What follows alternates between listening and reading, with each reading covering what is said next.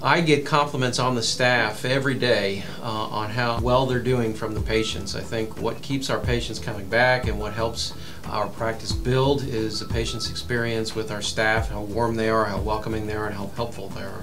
I think that the staff have a lot to do with the great success of our practice in making patients feel welcome here. Our staff augments the physicians.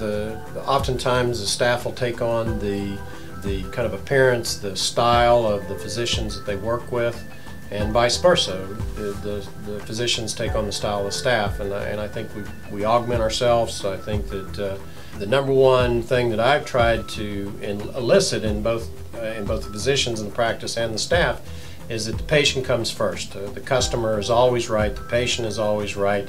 Obviously we have to educate the patient, but anything we can do to make their experience better, to solve their problem is what we strive for in the practice.